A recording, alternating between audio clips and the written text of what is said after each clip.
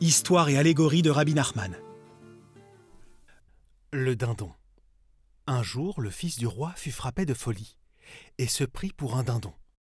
Il s'asseyait nu sous la table et picorait les miettes de pain et des os comme un dindon. Tous les médecins désespéraient de pouvoir l'aider et le guérir. Le roi en éprouva une immense tristesse, jusqu'à ce qu'un sage vint et annonça « Je m'engage à le soigner ». Il se déshabilla également, s'assit nu sous la table, à côté du fils du roi, et se mit lui aussi à picorer des miettes et des os. Le fils du roi lui demanda « Qui es-tu et que fais-tu ici ?»« Et toi, que fais-tu ici ?» répondit le sage.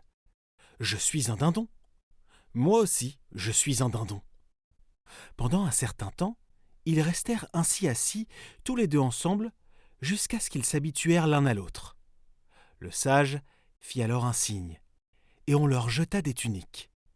Le sage dindon dit au fils du roi « Tu crois qu'un dindon ne peut pas déambuler avec une tunique ?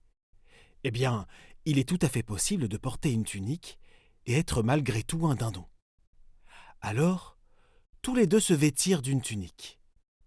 Quelque temps plus tard, le sage fit de nouveau un geste, et on leur jeta des pantalons. Le sage reprit le même argument. « Tu penses que de porter un pantalon empêche d'être un dindon ?» Ils finirent par mettre un pantalon, et il en fut ainsi pour le reste des vêtements.